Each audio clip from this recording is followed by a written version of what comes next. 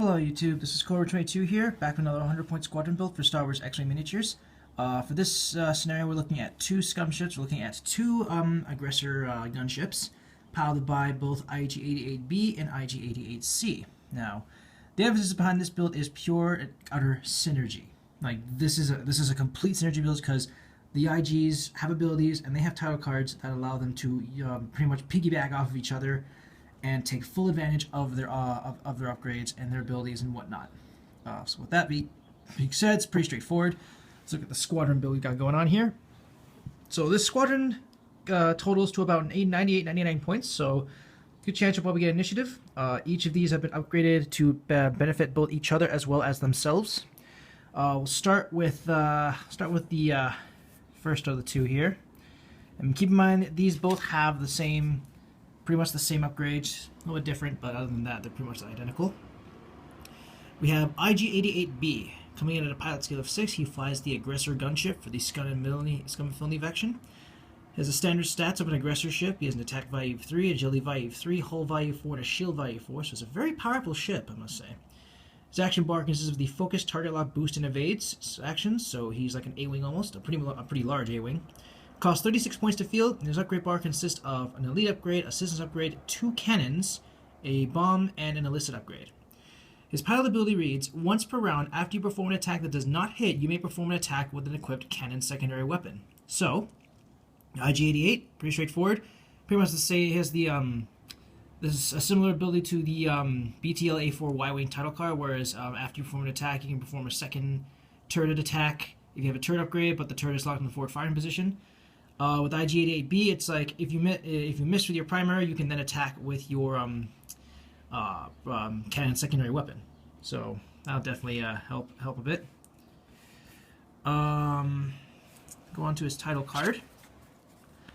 We have the IG-2000 coming out at a squad point cost of 0. It is an aggressor only title card, and it reads: you have the pilot ability of each other friendly ship with the IG-2000 upgrade card in addition to your own pilot ability. So that means, this is what I mean by they piggyback off of each other. IG-88 can use both his pilot ability as well as his other allies' pilot ability, as long as they all have the IG-2000 title card. So that means, in a 300-point epic build, you can field all 4 of the IGs with IG-2000, and they all can piggyback off each other. If I remember my lore correctly, there were actually 4 models of the IG-88, the Bounty Hunter.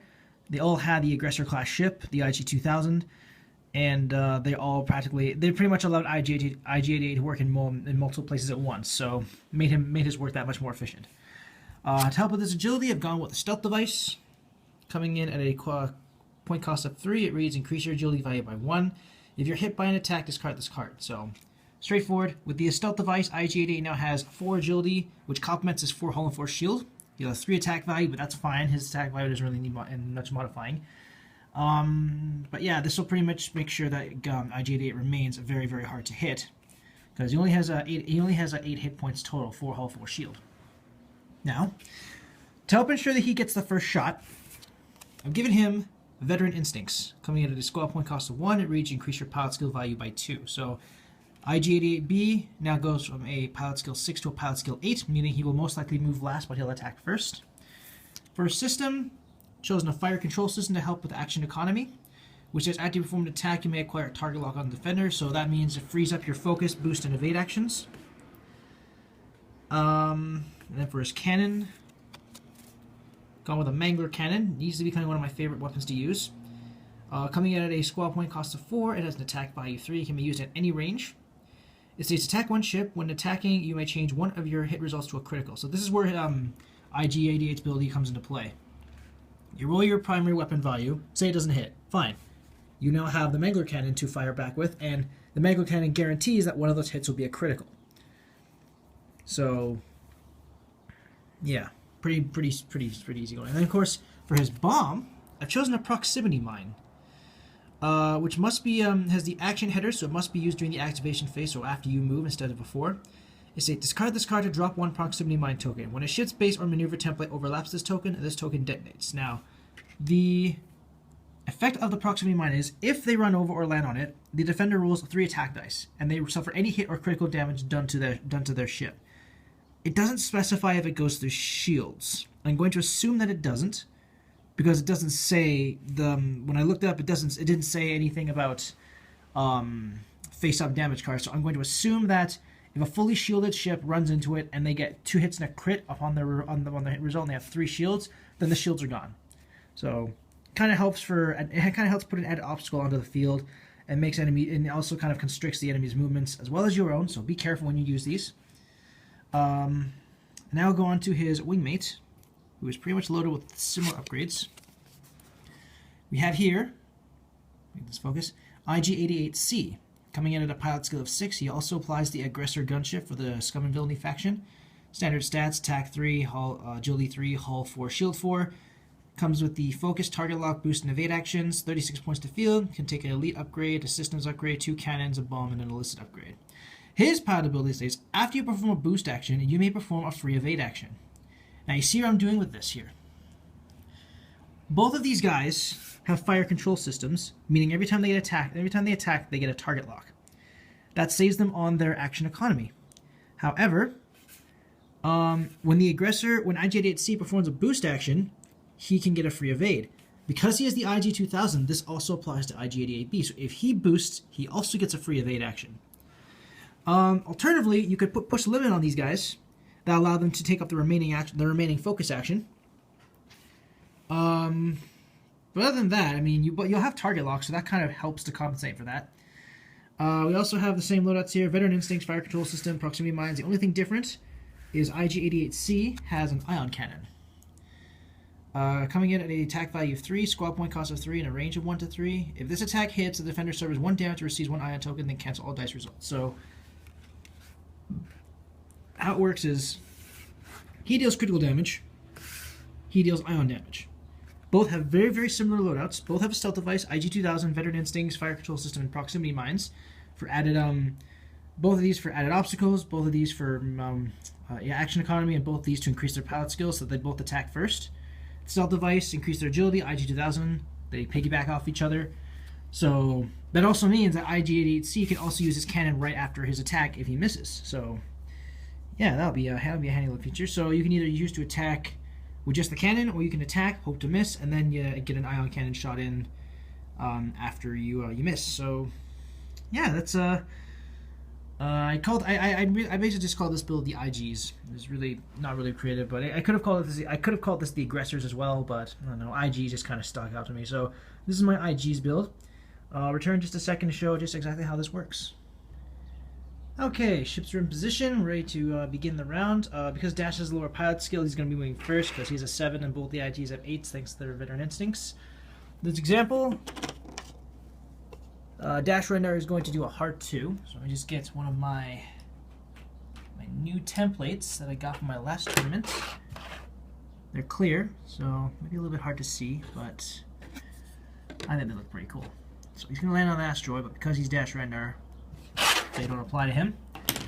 Let's say for his action he's going to do let's say for this action he's going to do a focus action, like so. With the shield tokens over. Now I'm going to move this IG next because they both have the same pilot skill. This IG is going to do a Signer's Loop 3. So how you do a Signer's Loop is take the banking templates like that, and you pretty much just do a Kawaii Grand turn, like so. So now he'll get stressed. I'm just gonna find a stress token. There we go. Put a stress token on him. So he'll be stressed, but he has dash in his firing arc. Now it's time, and because he's stressed, he won't be able to take actions, which is fine. IG here is going to take a hard 1,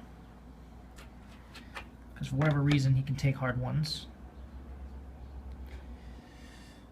Alright, now if I were to try and boost, I would bump into him, but if I were to boost, if I were to do a straightforward boost, because IGC here, oh, this is B.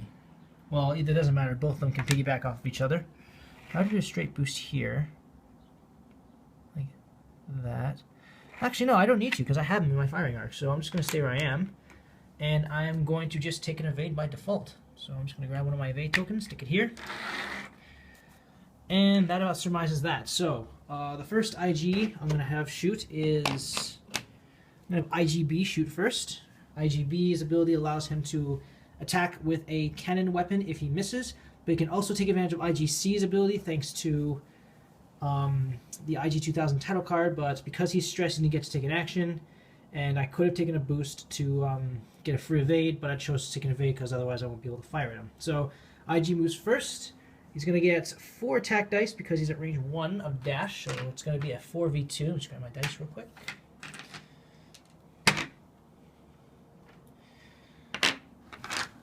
Dash has a focus modifier. Okay, we have a hit and a critical. I cannot modify those, so Dash has a chance to evade this.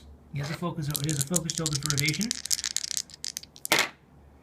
He has 1 evade, so he's going to suffer that 1 shield. Now, say for this example, if he did evade that, I'd be able to attack with my ion cannon right after because of IGB's ability because of him piggybacking off of IG8. Oh no, that's IGB. So yeah, he would be able to piggyback off of C, and C would be able to piggyback off of B. You know what I mean? So now the hit is canceled. Oops, move that over.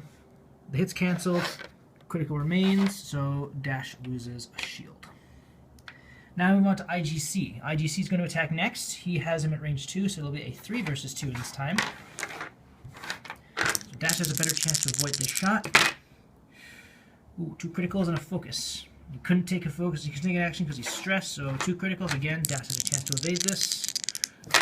And he does. Now, perfect example. Both these are canceled, but I can piggyback of IGB's ability and have him fire with his cannon, which I believe was the ion cannon. Yes, he had an ion cannon. So I can immediately attack with my ion cannon. And I have a hit and a critical, so I'm getting pretty... getting those dice rolls a lot lately. 2 dice. So Dash will suffer that 1 extra hit, and he gets 1 ion token. So 1 more after that, and he's disabled for the round. And then it'll be Dash's turn to counterattack. He's attacking... for this one, he has a Mangler cannon as well, so it'll be a 3v3. No, 3v4, sorry. Because both the IGs have stealth devices. So he's going to be attacking this guy at range 1. So it'll be a 3v4. Dash has a focus. He'll spend that focus. Turn this into a hit. And because the Mangler cannon, one of those hits becomes a critical. Now we move on to the IG. He has an evade token. So he's got 1 evade, 1 focus, 3 blanks. He'll opt to spend his evade, and both hit results are cancelled. So the IG is safe, no damage. This guy's stressed, he will move in the next round. He has to be careful now because he is down 3 shields. He's down 2 shields, has an ion token. If he gets ionized again by IGC there, then he'll be disabled, and the IGs can circle around and have another shot at them. And then of course in the next round, both the IGs can take advantage of IGC's ability, where if he boosts he gets a free evade, and then IGC can piggyback off IGB, or if he attacks and misses, just like I showed, he gets a free attack with his cannon weapon. So that's how the IGs work in this scenario. Let me know what you guys think in the comments below. Any sort of criticism is greatly appreciated. If you like, you may use this build for any competitive or casual play, or you can tweak it or revamp it to your own specifications. Thank you guys so much for watching. This is Corbin22, signing off.